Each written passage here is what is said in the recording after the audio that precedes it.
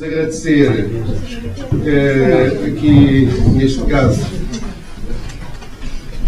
ao meu amigo, colega e professor Francisco Arneu, que veio aqui novamente à Escola Alberto Agostinho da Silva.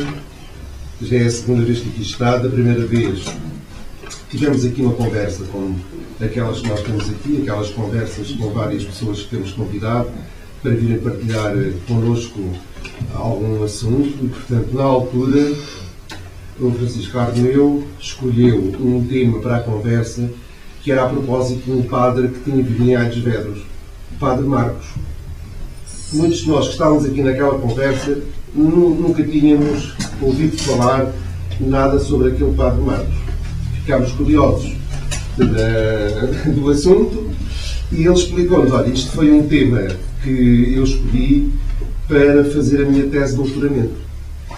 Achei curioso, uma listagem de personalidades, e depois já vai dizer porque é que achou curioso, e portanto escolhi a história deste homem que quis sempre ser conhecido como o Padre de Aires Vedros.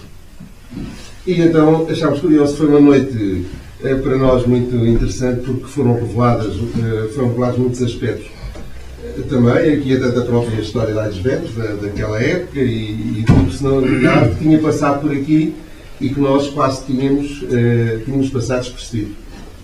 Daí ele estava quase, já tinha a sua tese bastante avançada e disse: bem, agora vou defender a tese. E nós dissemos: então, Carmen, fica aqui uma promessa. Quando defendes a tese, depois vai voltar novamente aqui, agora já com a tese defendida, e vamos partilhar aqui mais um momento. E este momento que aqui está hoje, para já temos a felicidade, o Francisco Arneu passou na sua tese com uma nota de muito bom, muito bom com distinção. Foi uma nota excelente, já felicitá-lo por isso e agradecer-lhe. Agora, Francisco Arneu, tens a palavra, vais-nos outra vez deliciar aqui com certeza com esta personagem, o Padre Marcos de Aires Vedros. Afinal, quem é que foi este homem? O que é que ele fez e que realmente levou sempre o nome de Aires Vedros por onde é que andou. Carmen, força. Boa noite, e é melhor começar a explicar do que é que vou falar. Tinha prometido a vocês que um dia que tivesse estas ideias todas escritas e arrumadas e definidas, assentes, compartilharia convosco o que me diz esta figura, o que me disse esta figura e aquilo que acho que é interessante para quem é de Aires Vedros hoje retém. Foi um senhor que se chamou Marcos Pinto Soares Vaz Preto, que aliás o Padre Carlos refere já no seu livro. Um homem que é natural de Sesimbra, nasceu em Sesimbra, filho de armadores, de pescadores, um homem ligado por família a agentes do mar, que estudou filosofia na faculdade, na Universidade de Évora, e por lá se forma, toma ordens um pouco antes de vir para Aires Vedros, porque ele toma posse do lugar da paróquia de Aires Vedros, da matriz de São Lourenço, em 1816. Portanto, ele nasce em 82, no dia 20 de novembro de 1782, e acaba por chegar aqui a Aires Vedros num período da história de Portugal um pouco estranho.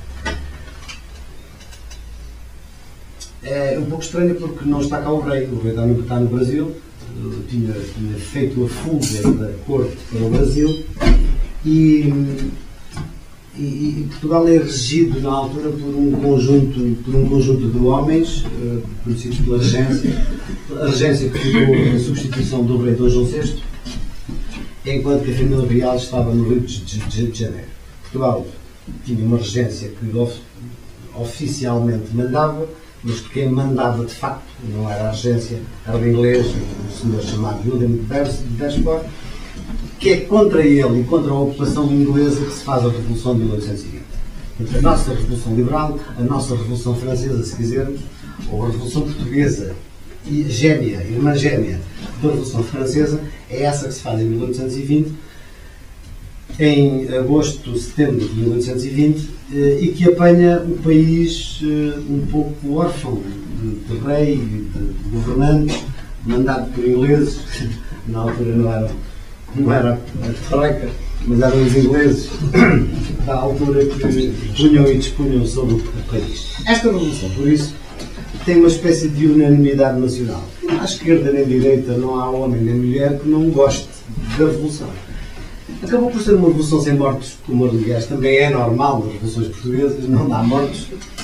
E isto é um pouco estranho, um pouco para os historiadores tentarem perceber porquê. Talvez porque as coisas chegam longe demais e quando chegam tão tarde, depois acabam por cair de maduras, não é? É evidente que a revolução que se faz em Portugal não é contra ninguém. Aliás, que eu saiba, é a única revolução liberal da altura, do princípio do século XIX, é a única revolução que se faz a favor do rei, não contra o rei.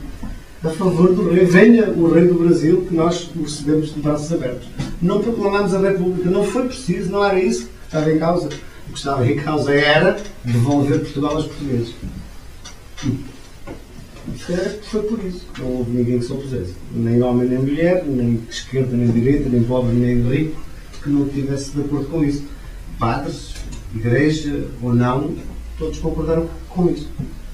Portanto, digamos que é uma revolução de sentido único, de sentido nacional, de sentido nacionalista, se quisermos. Mas há uma coisa que é diferente. É uma revolução que se faz, mas é assim. O rei, se quiser vir, pode vir. Mas se não vier, a gente também se governa, sem ele. E nesse aspecto é um pouco a nação a dizer que é soberana, não é assim? E essa soberania nacional que é dita nessas cartas que são enviadas para o Brasil é um pouco o sentido das revoluções liberais. A partir deste momento já não há legitimidade que não seja na nação. Ainda tens uma cadeira, queres? Vai lá. Aí atrás. Ora, chegamos à Revolução e agora vou fazer aqui um pequeno ponto de parágrafo para explicar porque é que eu meti nisto. Eu meti nisto porque achei curiosa a figura do Padre Amaro. Fez-me alguma confusão quando eu percebi que havia um padre que até chegou a ser arcebispo e que também chegou a ser grão-mestre da maçonaria. E isto, para mim, fazia todas as confusões. O que é que faz um homem, no mesmo homem, na mesma época, em simultâneo, não renegou a uma coisa nem a outra? Todos nós que fomos educados a achar que ser maçom é ser incompatível com ser católico é incompatível com ser maçom, afinal de contas temos aqui um homem que chegou ao ponto mais alto da hierarquia católica, arcebispo, e chegou a um ponto mais alto na maçonaria e foi grão-mestre. Em simultâneo, ao mesmo tempo, ele foi as duas coisas. Estranho. Ou aquilo que a gente ouviu não corresponde, ou há qualquer coisa que tem que ser explicada, ou então é a própria época que tem explicações por aí. Ainda por cima, este homem passou por vários velhos. Eu fiquei curiosíssimo em saber que homem era este, que reunia nele tantas coisas tão aparentemente conflituosas, tão difíceis de explicar, ainda por cima tão ao pé de mim, não é? Que também precisou vir à procura dos restos que o homem tinha por cá deixado. E encontrei alguns no livro do Padre Carlos Povos, mas pouco, também não há muito mais para dizer. O Padre Marcos tem poucas referências escritas em todos os sítios, e lá partia eu à procura de quem tinha sido este homem. Deve haver alguns textos, sobre alguns textos talvez eu encontre alguma coisa do pensamento do homem. Pode ser que ele encontre aqui algum humanismo, algum catolicismo humanista esquisito qualquer, liberal. Vamos lá ver quem é este homem que a maçonaria e a igreja aceitam ao mesmo tempo. Ou não, terão dito alguma coisa dele, acharam que ele era esquisito, que ele tinha... Bom, tudo isto então começou a seguir à Revolução de 1820. Não é provável que ele tenha sido maçom antes de 1820. Mas a verdade é que a Revolução de 1820 faz uma coisa curiosa. O governo, na altura, o governo novo, provisório, e as cortes em preparação, portanto, estamos em outubro de 1820, novembro de 1820, e mandam um decreto para os parques todos do país, a nível nacional, a dizer assim: bem, vocês que estão aí, que cobrem a única rede que existe é das paróquias. O poder político quer chegar a algum lado, a melhor maneira é fazer das paróquias o seu veículo. E pediram aos padres, aos senhores padres de todas as paróquias, que servissem eles de porta-voz da ideia de fazer eleições. Porque nunca ninguém ouviu falar em eleições. Ninguém sabe o que é isto das eleições. Ninguém sabe o que é isto de fazer uma Constituição. Ninguém sabe do que é o ato sequer de reunir um povo, os eleitores, para elegerem os seus representantes que vão reunir numa Assembleia, que vão fazer uma lei que fica a ser mais importante do que toda a gente, até do próprio rei. E não há melhor, porque sabem ler e escrever, e têm capacidades, e têm espaço, porque não há sociedades, não há partidos, não há sindicatos, não há coisa nenhuma, não há organização de tipo nenhum. O único sítio disponível é as igrejas. E os únicos homens que em todo o sítio do país que podem ler, escrever e explicar são os padres. Então o próprio decreto pede aos padres de todo o país que façam a explicação das eleições. No dia das eleições, que tinha sido marcado por uma coisa que é incompreensível hoje. Estou a imaginar o que é o governo pedir aos padres, por favor, expliquem lá para que é que servem as eleições. Portanto, no dia 10 de dezembro de 1820, aconteceu o primeiro ato eleitoral que este país já uma vez conheceu. 10 de dezembro de 1820. Tem uma data interessante, que é o dia das primeiras eleições em Portugal. E o Padre Marcos arregaçou as mangas e foi ali, no sítio onde o Padre Carlos também faz as suas homilias, também ele se assumiu como explicador da democracia aos parcos de Alhos Velhos, Azeitão, Palhais, Lavradio, Moita, aqui de todos. Porque Alhos Velhos na altura era importante. Se era a única sala mais importante que havia na altura, não é? A reunião foi presidida pelo juiz da Moita. A ata foi assinada pelo juiz da Moita e pelo padre Marcos. E o padre Marcos fez um texto interessantíssimo, lindíssimo. Um texto brilhante. Que ele escreveu e publicou. E é das coisas interessantes da altura, porque não havia literatura de pedagogia democrática. Não havia. O padre Marcos, ao publicar um texto daquela qualidade, fez do padre Marcos um teórico do regime. Esta que é a verdade. O padre Marcos, a partir do momento em que publicou aquele discurso, um discurso simples, de 40 páginas, não é o tamanho, não é nenhuma tese de doutoramento. Aliás, ele teve poucos dias. O decreto é de 27 de novembro. As eleições são a 10 de dezembro, portanto ele teve, não chega cá no mesmo dia, não vem pelo planeta, chegou cá alguns dias depois, portanto ele terá tido 4 ou 5 dias, ou 6 ou 7 para escrever o texto, não é? Fez o texto, fez a explicação, e a explicação é brilhante. O que é que ele explica? Explica que os povos é que são a base da soberania, explica que este ato é o ato da nação eleger os seus representantes, que mais importante do que outras representações de soberania é o povo a decidir a sua própria soberania e, portanto, aos deputados que vão ser eleitos a partir destas eleições, compete-lhes fazer o texto que, ainda antes de se saber qual é, já tem a nossa aprovação. Porque mesmo mal feita que saia, é nossa. Um pouco essa é a ideia que ele transmite num texto que eu acho recomendável. Depois explica vai à base, a sua base filosófica do Pufendorf e do Rousseau, que ele cita várias vezes, o Rousseau e o Pufendorf, na base do direito natural, é o naturalismo, o justnaturalismo do século XVII e XVIII, onde ele vai buscar as suas bases filosóficas.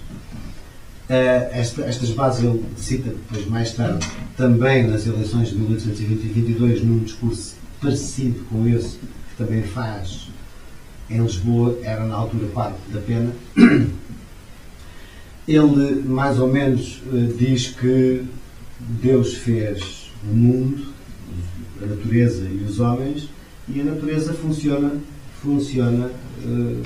e a natureza e as regras humanas são naturais. E como são naturais, Deus também as subscreve.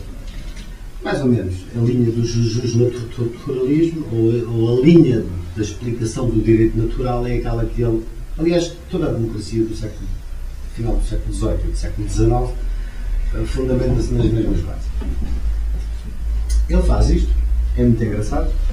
Depois também explica que fala dos corruptos, dos políticos corruptos, ou melhor, para que não sejam corruptos, não votem em quem mais gostem, mas não votem aqueles que lhes pagam mais, não votem naqueles que mais, mas votem naqueles que o vosso coração vos elege para os vossos melhores representantes. Aliás, cita a Bíblia várias vezes, cita Moisés, salvo erro, nesta elegite meliorum, portanto, elegei os melhores várias vezes. Cita Êxodo, cita Números, cita Deuteronômio, cita Crónicas, cita vários livros da Bíblia, do Velho Testamento, sempre do Velho Testamento, um pouco numa ligação à Terra Prometida, no sentido de como é que vamos organizar o nosso povo um dia que lá cheguemos.